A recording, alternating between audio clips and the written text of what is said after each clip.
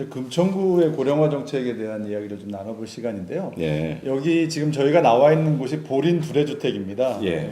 말씀 그대로 이제 노인이 그러니까 이웃이 이웃을 돌보는 정책이다라고 이제 말씀을 들었는데 이 주택 청장님이 내셨다고 하시더라고요. 그래서 예, 거의 제가 100% 이걸 내셨다고 하는데 그럼 네. 그 얘기를 좀 한번 좀 들어볼게요. 예, 지금 저희가 나와 있는 이 보림주택은 2호점인데요. 네네. 수요자 맞춤형 공공임대주택이라고 우리가 통상 이야기를 합니다. 네. 그 수요자가 어르신이면 어르신에 맞게, 네. 또 청년이면 청년한테 맞게, 네. 창업하는 사람은 창업하는 사람에 맞게, 네. 신혼부부면 신혼부부에 맞게 네, 네. 이렇게 이제 수요자 맞춤형으로 공공임대주택을 짓는데 네. 중요한 차이는 과거에는 LH공사나 SH공사가 네. 그걸 자기들이 직접 관리하고 운영을 다 했잖아요. 그렇죠. 네. 근데 저희가 제안한 수요자 맞춤형 공공임대주택은 지자체한테 관리권을 넘겨주는 겁니다. 그 네. 지자체가 이 어르신들을 그냥 이 복지 주거 공간만 제공하는 게 아니라 네네. 실제로 이 주거 공간에서 다양한 생활을 하실 수 있도록 네. 여기에 관리자도 파견하고 그 청소나 이런 것도 사실은 뭐 계단 청소 이런 빌딩 관리가 필요하니까 그렇죠. 그런 네. 거를 하실 수 있는 분들도 네. 다 고용할 수 있게. 그래서 이게 어르신들에게는 주거 안정, 네, 그러니까 네, 주거 복지를 제공하는 것이기도 하고 네. 또 다른 측면에서는 마을의 일자리들을 만들어내는 방식이기도 하죠. 네. 이런 방식으로 어르신들을 케어하는 게 네네. 동시에 그게 일자리가 될 수 있도록 그런 체계를 만들어가는 게 네. 지금 보림주택의 가장 중요한 특징이고요. 네. 저희가 보림주택은 그렇게 해서 지금 4, 5점까지 해서 한 56분 정도가 지금 살고 계세요. 저희는 네네. 주로 반지하방이나 지하방에 이렇게 햇빛 안 들고 뭐 습기 눅눅하고 네. 그러신 분들이 이제 이렇게 햇빛이 환하게 드는 아, 네. 이런 공간으로 바꾸는데 역점을 둬서 지자체와 서울시 SH공사가 협업을 해서 만드는 소유권은 SH가 갖지만 네네네. 관리권은 지자체가 가져서 어르신들을 그냥 고립되게 하지 않고 네. 지역사회 연계해서 돌보는 체제로 그래서 주거복지가 그냥 생활복지와 연계될 수 있도록 그렇게 만들어가는 시스템이고요. 네네. 그래서 이런 측면에서는 뭐 저희가 한 이후로 뭐 네. 청년주택인 도전수, 네. 뭐 그다음에 저 대학생들의 뭐 기숙사 또는 창업주택 뭐 이런 다양한 방식으로 네네네. 수요자 맞춤형 공공임대주택들이 지금 서울 시내 곳곳에서 진행이 되고 있죠. 네. 뭐 보린주택 이외에도 또 노인분들을 위한 어떤 복지 정책들이 많이 있으실 것 같은데 그것도 좀 잠깐 설명해 주시죠. 네. 지금 가장 큰 딜레마는 저희가 이제 전체 인구의 14%가 넘어섰잖아요. 그렇죠. 그러면 네. 저희 금천구 같으면 3만 5천 명의 어르신들이 있습니다. 네네. 근데 이 3만 5천 명의 어르신들이 이게 갈 곳이 있어야 돼요. 일단 네. 매일 집에만 계실 수는 없잖아요. 그렇죠. 네. 그러니까 가기 위해서 이제 네. 뭐 노인복지관을 네. 한 개밖에 없던 거를 네. 뭐 2개 더 증설해서 네네. 노인복지관을 더 늘려서 어르신들이 가서 문화생활을 하거나 네. 다양한 활동들을 그러니까 주변 사람들과 어울리면서 우울증이나 뭐 고독해지지 않도록 그런 사회생활의 네트워크를 만들어주는 게 필요하죠. 네네. 그래서 복지관도 운영을 하고 이렇게 이제 확대하고 있고요. 네. 경로당을 저희가 이제 44개소 네. 그 사립이 네. 공공에서 이제 27개소 이게 네. 이 군단이 시군단이면 굉장히 적은 숫자예요 서울에는. 근데 저희가 복지관이나 경로당으로 운영할 수 있는 걸로는 네. 전체 3만 5천 명 노인 중에 네. 실제로 할 수 있는 게 한 7, 8천 명 될까요? 아. 여기서 관리하고 네, 같이 네, 네. 생활하실 수 있는 게 제 20%를 20%도 네. 아마 어려울 겁니다. 아, 네. 그래서 그러면 나머지 80% 어떻게 하냐? 네네네. 이게 참 문제죠. 그렇죠. 그래서 그분들에게 어쨌든 노인 적합형 일자리라고 해서 노인 활동 지원 사업이라고 하는 거를 네. 저희가 제공해주고 네. 그러면 이제 어르신들이 집에만 계시는 게 아니라 나와서 이제 간단하게 사회 활동을 하죠. 네, 예를 들면 학교에서 초등학교 1, 2학년한테 배식 봉사를 해주시기도 하고 네네. 동네 청소를 하시기도 하고 네네. 노노케어라고 해서 네. 거동 못 하시는 분들에게 반찬이나 도시락을 배달해 드리는 역할도 하고 네. 그런 노노케어 역할에 어르신들이 건강하신 분들이 같이 참여할 수 있도록 해서 네네. 그런 어르신들의 일자리를 만들어 드리는 게 한 2,000명에서 2,500명 사이 그 정도를 하고 있고요. 네. 뭐 노인 취업 지원 센터도 운영을 합니다. 또는 네. 노인들의 창업도 저희가 하죠. 아. 예를 들면 건강하신 노인들이 네. 이제 평균 사회활동 지원 사업하면 20만 원 받았어요 작년까지는. 네. 근데 올해 좀 올라서 이제 27만 원 이렇게 받고 계신데 네네. 이분들 중에 일부는 창업을 했어요. 뭘 했냐면 택배 회사를 창업하신 거죠. 네. 지하철을 무료로 타니까 지하철이 닿는 곳 어디나 이분들이 택배를 하십니다. 네. 지금 한 30분 넘게 일을 하고 계신데요. 네네.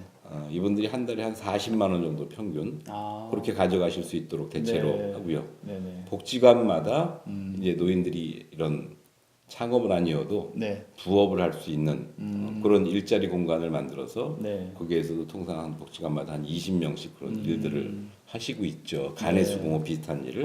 네네네. 그래서 그런 일자리를 제공하는 거 굉장히 중요하고요. 네.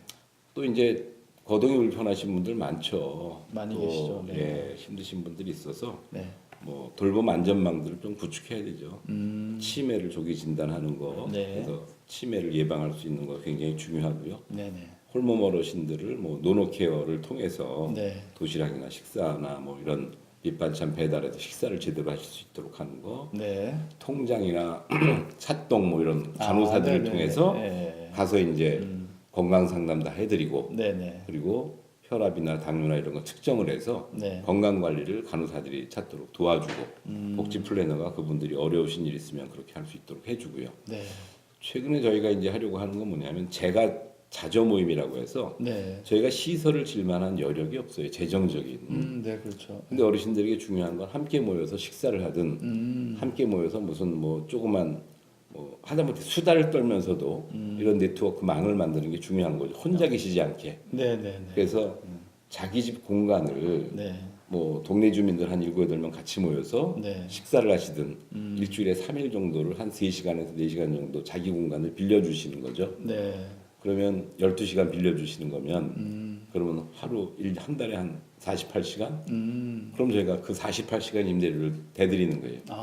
네. 그럼 그 임대료 받아서 같이 뭐 과자도 좀 사서 드시고 네. 이러면서 거기서 네. 이제 자기 집을 네. 내놓는 거죠, 방을.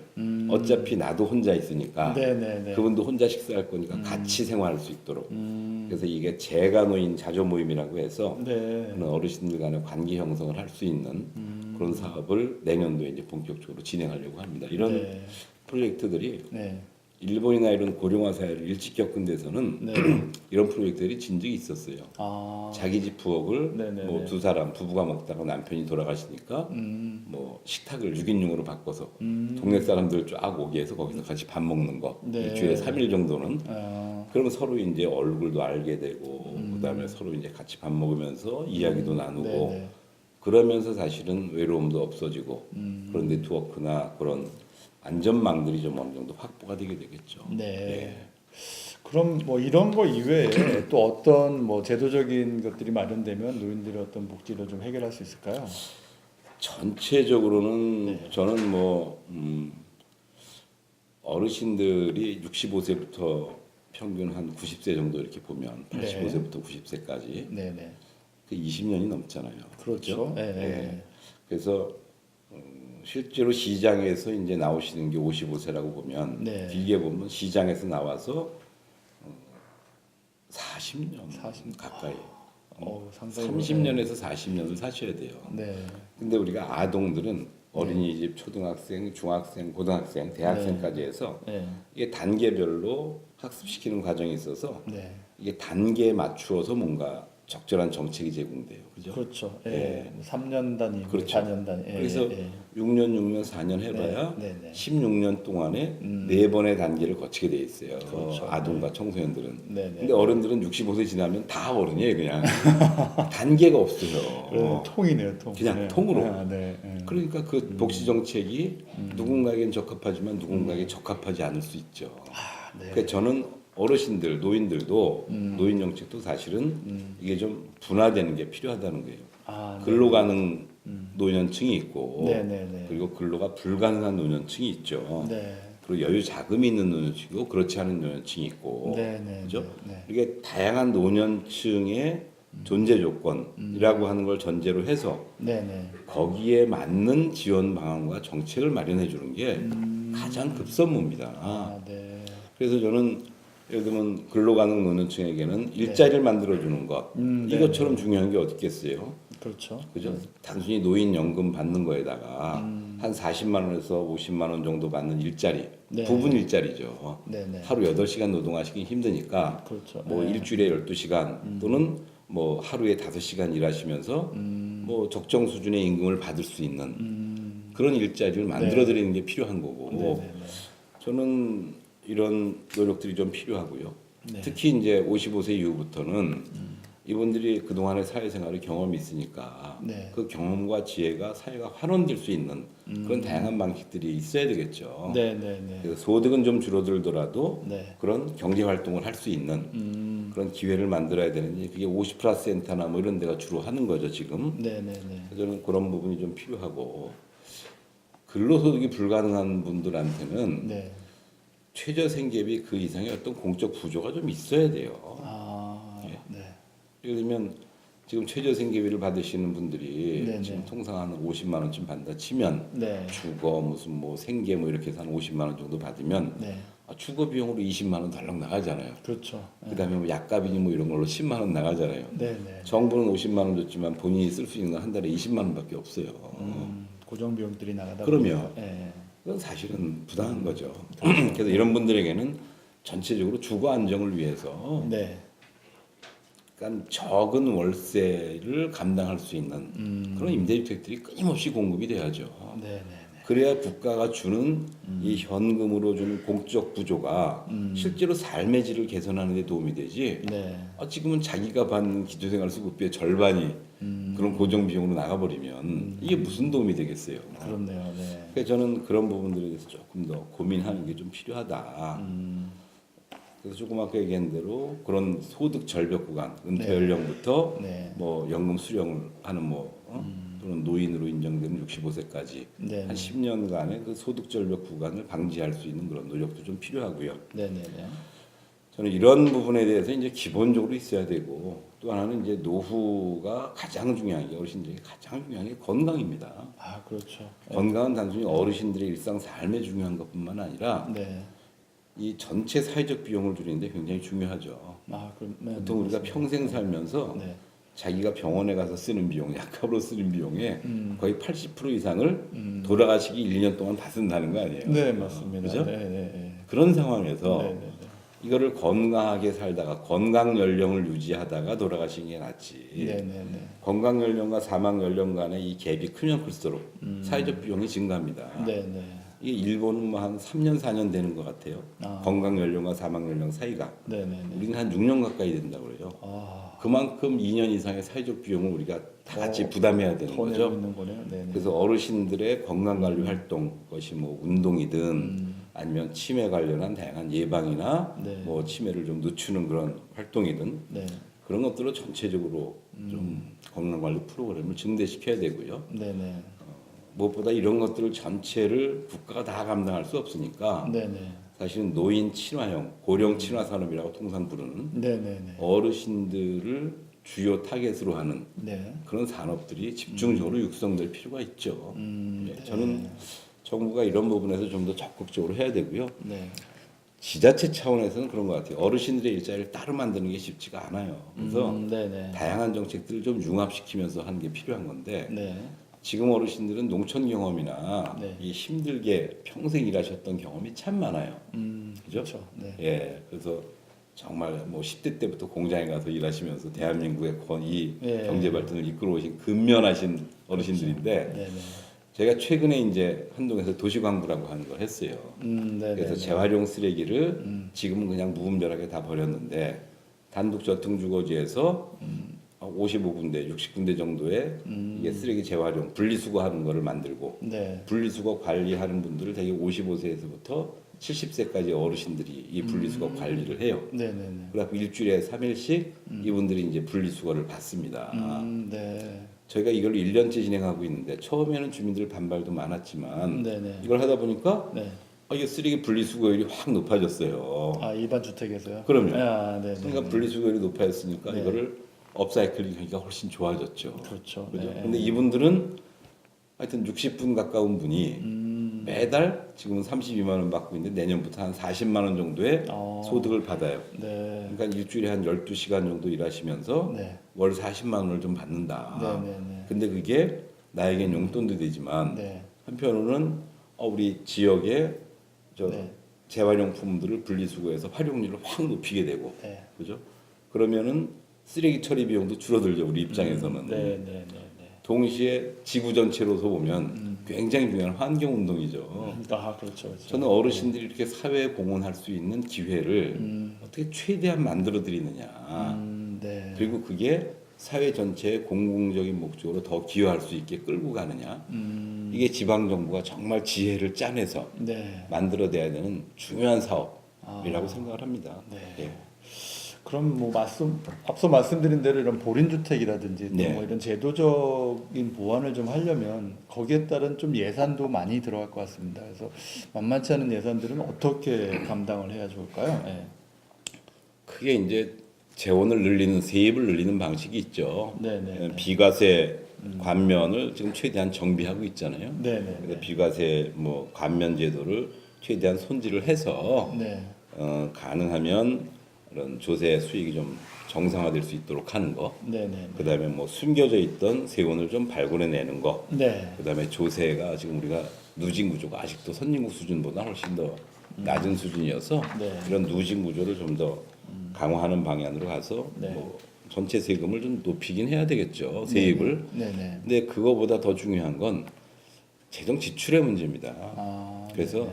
똑같은 사업을 하더라도 네. 협업을 하면 칸막이를 넘어서 중앙정부와 지방정부가 같이 협력을 하면 네. 이런 방식으로 지역에서 일자리를 만들면서 동시에 어르신들도 더 케어할 수 있는, 관리할 수 있는 네네. 이런 협업을 통해서 그 틈새를 최대한 네. 만들어야 되고요. 네. 이런 협업들만이 실제로 전체 재정 지출의 공공성과 효과성을 높이면서 네네네. 그러면서 수요자들에게도 가장 네. 체감이 될 수 있는 그런 정책을 현실적으로 만들어낼 수 있습니다. 네네. 저는 그런 측면에서는 재정 지출의 효율성과 효과성을 높이는 방향으로 칸막이를 좀 더 넘어서 네네. 중앙정부와 지방정부가 그리고 부처와 부처가 서로 협업을 해서 네. 그 틈새를 찾아내는 거 굉장히 중요하다고 생각합니다. 네. 유럽의 스웨덴 같은 경우에는 그 고부담, 고복지라고 해가지고 고령화 사회로 갈수록 효과적으로 좀 이렇게 활용하는데 굉장히 유명합니다. 예. 우리나라도 이런 제도들을 좀 도입하면 어떨까 생각하는데 총장님 생각은 어떠세요? 고부담 고복지냐 저부담 저복지냐 이렇게 네. 두 개도 있고 뭐 한때는 중부담 중복지 얘기도 나왔었죠. 네네 그렇죠. 근데 지금 어떤 게 더 바람직한 제도인가는 나라마다 조금 상황이 다를 수도 있고요. 네네네. 각 경제가 발전하는 단계에 따라 조금씩 다를 수 있습니다. 네. 물론 고부담 고복지라고 하는 게 궁극적으로는 복지국가 이상적인 모델이기 때문에 네. 뭐 그걸 지향할 수는 있는데 네네. 저는 이거를 바로 우리 국민들에게 네. 합의를 강요할 수 있지는 않다고 생각해요. 아 네네. 왜냐하면 이 사회복지 모델이라는 건 네. 사회적 대타협을 통해서 이루어지는 겁니다. 그렇죠. 그리고 네. 동시에 이것은 사회적 대타협을 통해서 공동체가 함께 살아가는 것에 대한 사회적 합의가 있어야 되는 거예요. 아 네네. 가장 대표적인 뭐 나라의 복지국가인 스웨덴 같은 경우에도 네네. 이걸 하기 위해서 노사정 대타협이라고 하는 걸 1929년인가 실제로 시작을 해서 네네. 3년 동안 대타협에 대토론을 해가지고 국민의 집이라고 하는 네네. 전체 국민이 함께 잘 살 수 있는 네네. 그런 복지의 모델을 만든 거거든요. 아. 그래서 고부담 고복지 모델을 만들었는데 네. 거기까지 가는 경로라고 하는 게 있죠. 네네네. 저는 그 경로를 네. 정부가 어떻게 설정하고 어느 단계까지는 중부담 중복지로 갈 건지 아. 네? 그 단계를 넘어서 고부담 고복지는 어떤 단계를 거쳐서 어떤 세원을 발굴하고 어떤 조세 정책을 재정 정책을 같이 투입할 건지 네. 이런 거에 대한 노사정 대타협 또는 국민적 합의라고 네네네. 하는 것이 전제돼야 된다고 생각합니다. 네네. 그래서 목표가 있더라도 네네. 그 목표를 그냥 일방적으로 이렇게 요구할 수 있는 세상은 아니다. 예, 그걸 위해서 저는 먼저 많이 가진 측에서 또는 더 많은 혜택을 누리고 있는 집단이 네네. 어떻게 이 타협의 점에 같이 서서 논의를 하느냐, 이 공론장에서 함께 토론하느냐가 중요하다고 생각하고요. 아 네네. 그런 면에서는 뭐 이 대재벌, 예. 뭐 재벌이나 대기업이나 네. 이런 분들뿐만 아니라 네네. 실제로 그런 고소득에 있는 전문직들 네. 그리고 다른 노동자들에 비하면 훨씬 네. 고소득을 누리고 있는 대기업의 노동조합들. 저는 이런 부분들이 다 같이 타협의 지점에 같이 모여야 네네. 비정규직, 그다음에 취업하지 못한 사람, 네. 뭐 이런 모든 사람들에 대한 대타협을 함께 이뤄낼 수 있지 않을까 생각하고요. 네. 저는 그렇게 변해가야 되는 지점까지 와 있다. 네. 그 본격적인 논의를 네. 시작해야 된다 이렇게 생각합니다. 네. 좋은 말씀 감사합니다.